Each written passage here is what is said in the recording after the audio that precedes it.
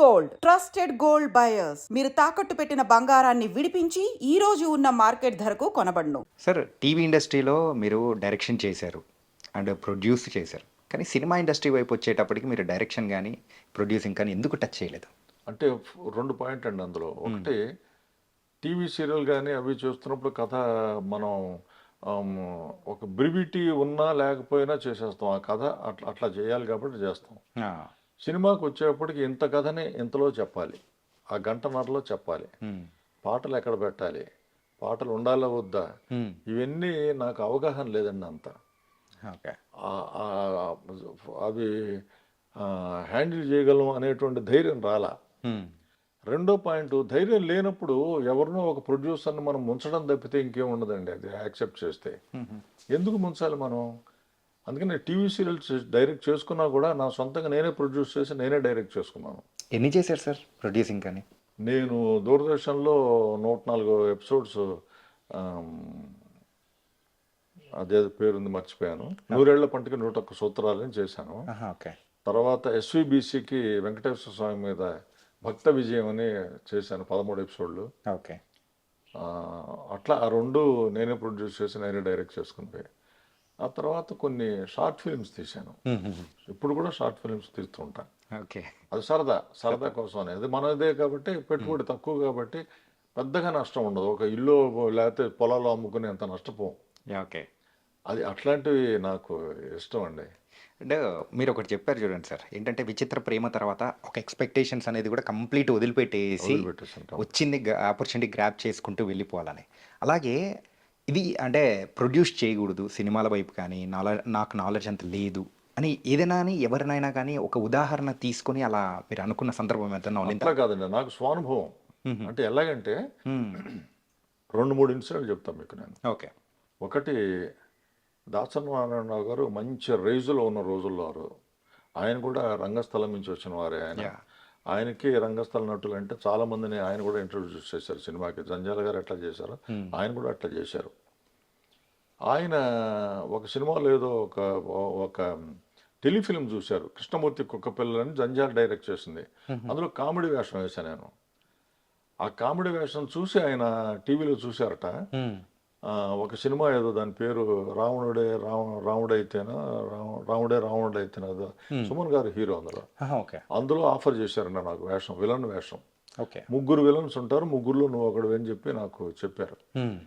చెప్పిన తర్వాత మెడ్రాస్ వెళ్ళాలి. అప్పుడు ఇండస్ట్రీ అంతా అక్కడ ఉండేది కదా. మెడ్రాస్ రావాలి నువ్వు, ఇక్కడ 10 రోజులు ఉంటుంది, మళ్ళీ నెక్స్ట్ షెడ్యూల్ 10 రోజులు ఉంటుంది అని చెప్పేసి అన్నారు.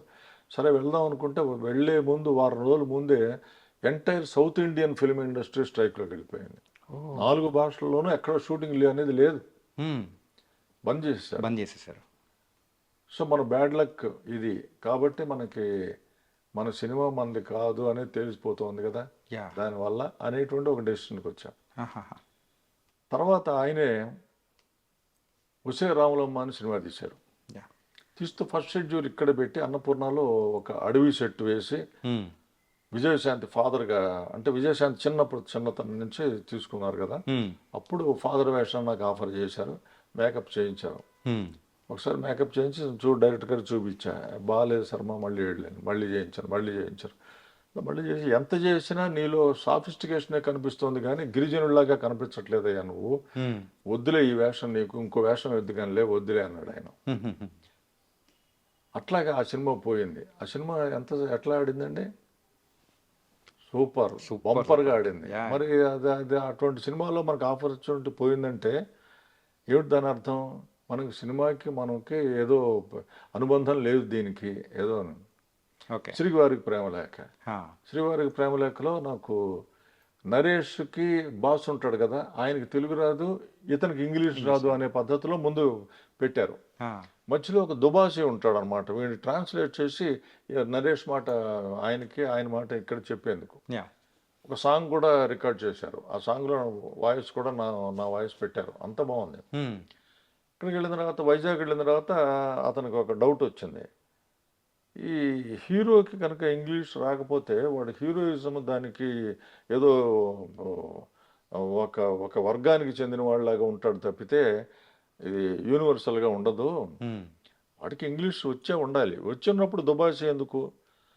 అది రెండో పాయింట్ ఏంటంటే, ఆ కామెడీ ఒక్క సీన్‌లోనే వస్తుంది తప్పితే, ఇంకా 4 సీన్‌లు రాద్దామంటే రావట్లేదు అసలు నాకు. కడుపులోంచి రావట్లేదు. ఈ ఆలోచనలే రావట్లేదు దాని మీద. అందుకని ఆ ఒక్క సీన్ కూడా తీసేసి, ఆ క్యారెక్టర్ తీసేస్తే పోతుందని తీసేసాడు.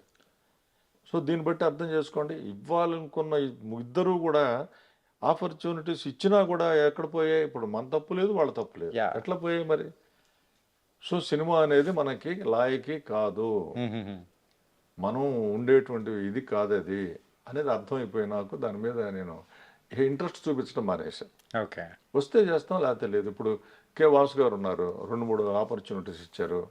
ఒక బెంగాలీ సినిమాలో ఆపర్చునిటీ ఇచ్చాడు ఆయన. 2 బెంగాలీ సినిమాలు చేశాడు. రెండిట్లో నాకు ఇచ్చాడు. నాగబాబు గారు సొంత సినిమాలు చేశారు. ఆయన హిందీ సినిమా చేస్తే నాకు అందులో ఆపర్చునిటీ ఇచ్చారు. ఓకే. ఇట్లాగే గోపిచంద్ ఫస్ట్ సినిమా అందులో యాక్ట్ చేసిన తర్వాత ఒక సీను చేయాల్సి వచ్చింది. తలకిందులుగా వేలాడదీసి విలన్లు వచ్చి ఆ హీరో అడ్రస్ చెప్పు, ఎక్కడ ఉంటాడు, ఏంటి నీకు బాగా తెలుసు, ప్రతి సంవత్సరం నీ దగ్గరకు వస్తుంటాడు యాహ్! అని చెప్పి టార్చర్ పెడతారు. తలకిందులుగా వేలాడదీయటం అది చూసి నేను భయపడిపోయాను. ప్రతి షాట్కి ఆపేయండి ఆపండి, ముక్కులోంచి ఎంత ముక్కులోకి వచ్చేస్తుంటే కడుపులో అంతా యాహ్! భరించలేకపోయాను. అది ఈ వద్దు మనకి సినిమా వద్దురా బాబు, ఎందుకు వచ్చిన పెంటరా ఇది అనుకొని చాలా బాధపడ్డానండి. ఇదే అదే సినిమాని ప్రభుదేవ గారు డైరెక్ట్ చేస్తూ ఆ వేషానికి అతనే పిలవండి అన్నారట. ఆహా! నాకు కబురు వచ్చినప్పుడు నేను చెప్పా, బాబు నేను వెయ్యను ఆ వేషం, ఈ తలకిందులుగా ఇవి చేయటం నా వల్ల కాదు, నా ఏజ్ పెరిగిపోతుంది, పైగా నాకు అంత చేయలేనండి. ఎవరు చెప్పారండి తలకిందులుగా వేలాడదీయాలని? మేము అట్లా చేయము, మేము వేరే విధంగా చేస్తారా మా డైరెక్టర్ గారు, మీరు రండి ఎందుకైనా మంచిగా వెళ్ళే. అది తెలుగులో తీసింది కూడా మన తమిళ్ శివ గారు. శివ డైరెక్టర్ గారు. కెమెరామెన్ శివ గారు, యాహ్! ఆయన డైరెక్టర్. ఆయన డైరెక్టర్. అవును సార్. ఆయన కాన్సెప్ట్ అది. Yes. మంచి ఇదే, మాది బాగా పేరింది సినిమా. ఈయన సింపుల్గా తీర్చారండి. సింపుల్గా ఆహా! విలను నేను ఇట్లా ఎదురు బెదురు ఉంటాం. షిండే విలన్. నువ్వు చెబుతావా హీరో సంగతి, లేకపోతే అది ఒకటి చూడు అంటాడు. మా ఇద్దరి మధ్యలోంచి అక్కడికి పెడితే జీపు, అక్కడ ఒక 4-5 ఈ అనాథ బాలలు, అంటే మన దగ్గర చదువుకునే వాళ్ళు పెట్టి కిరసనాయిలు ఇది అగ్గిపెట్టెలు పెట్టుకొని అక్కడ విలన్లు ఇద్దరు నిలబడి ఉంటారు. ఓకే. వాళ్ళు ఆ జీపుతో సహా పిల్లల్ని లేపేస్తాను అని ఇంతే చెప్పేసి అప్పుడు వీడు చెప్తాడనమాట. అది అట్లా చేసి సింపుల్గా చేశారు ఆయన. ఓకే. అట్లా తమిళ్లో కూడా ఒక సినిమా చేశాను. ఇట్లా ఏదో చేసుకుంటూ వస్తున్నాం. ఇలా ఈ ప్రయత్నాల్లో మాత్రం మెయిన్గా అయితే టచ్ చేయలేదంటారు. అంతే. Okay sir. మరి ఈ నాటక రంగం వైపు మీరు చూసుకుంటే మాత్రం 6 నంది అవార్డులు అనేది కూడా గెలుచుకోవడం. సో నంది అవార్డు ఎలా అనిపిస్తుంది సార్ అసలు? అంటే నాటకాల్లో కాదండి నాకు వచ్చింది, టీవీలో వచ్చేది. టీవీలో నాటకాల్లో కూడా ఫస్ట్ది నాటకమే కదా సార్? ఫస్ట్ నాటకాలకి నేను జడ్జినప్పుడు, నంది నాటకోత్సవాలకి జడ్జిని. ఓకే.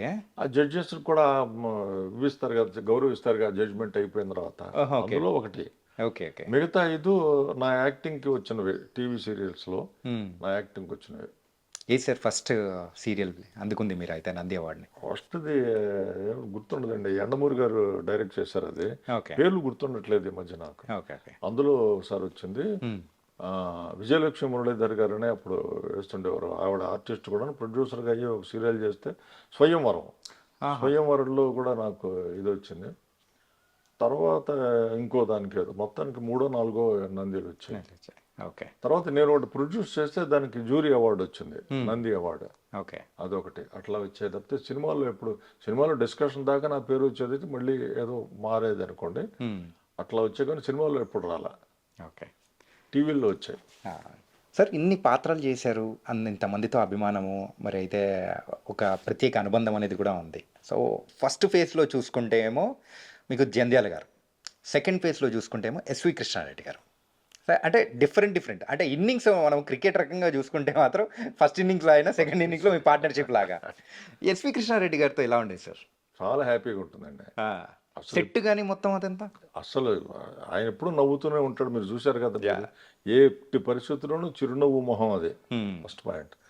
తర్వాత ఇదిగో ఇది ఇట్లా చేయండి మీరు అంటే అని చెప్పేస్తాడు అంతే తప్పితే ఏమి మళ్ళీ ఇన్వాల్వ్ కాడు ఆయన.